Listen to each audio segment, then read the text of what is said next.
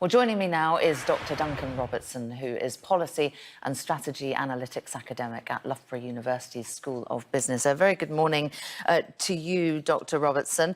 The more than a suggestion, really, statement from the Chief Medical Officer that it looks as though cases overall are peaking, indicating that we could be soon about to be over the worst in terms of number of cases. But within that, there are some worrying aspects, aren't there? Because cases amongst the most vulnerable are still rising.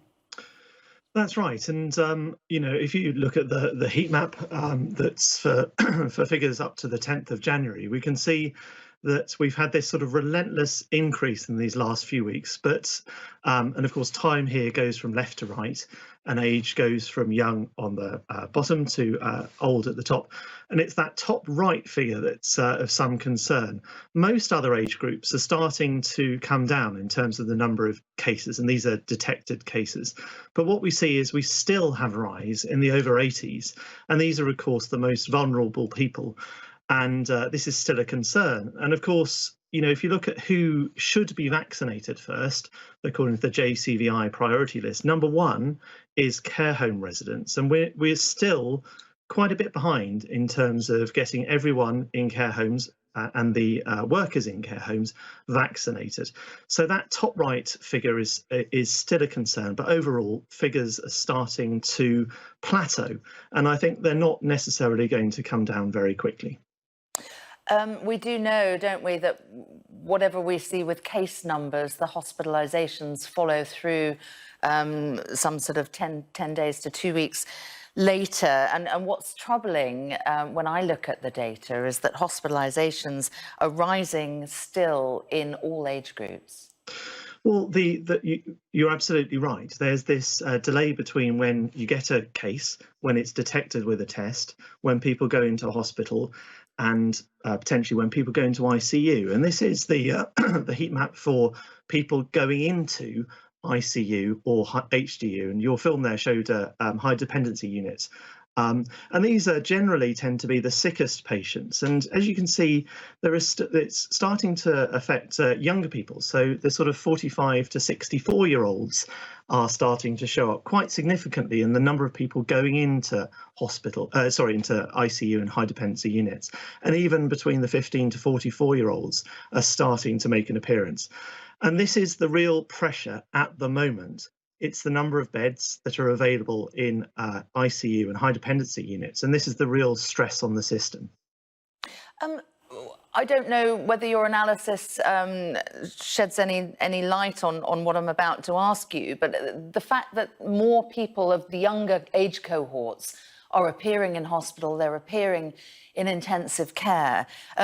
Is this because the new disease, as was indicated in Ashish's report there, that people are getting more severe disease with these new variants of COVID? Or is it just because the sheer number of infections out there, it's just a numbers game, and therefore you end up with more people of all cohorts in hospital? Well, one of the terrific things that we've found is the treatments for COVID.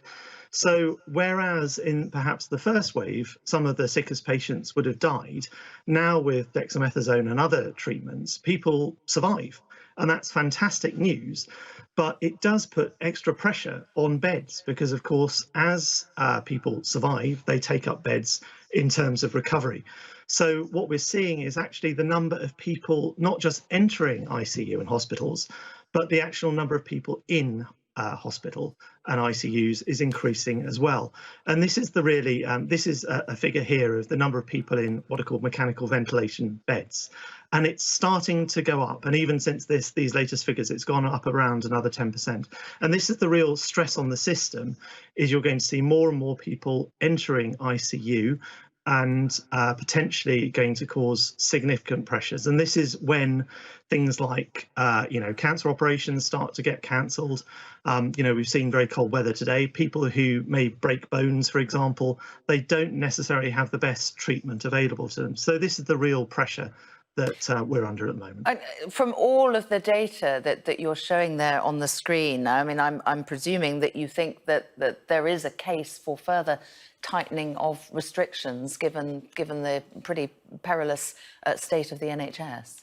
Well, it's not so much tightening of restrictions, it's more about not making the mistake that perhaps we did the first time of releasing these measures too quickly.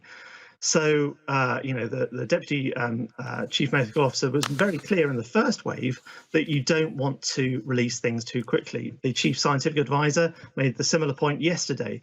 If suddenly everyone goes back to what they think is a normal life, we're going to get another increase, another epidemic growing, and essentially lockdown 4. But I think one thing we have to be very clear about is we're starting to count deaths in the 100,000 range. We're starting to count daily deaths in the 1,000 range. And we just need to make sure we don't get desensitized to those sort of numbers. These are huge numbers, and we need to make sure that we're taking full account of what's happening and being very conscious that we don't want to see similar things continuing. Yeah, it's a very, very good point that you make there, and I'm glad you've made it. Dr. Duncan Robertson, really good to talk to you. Thank you for your time.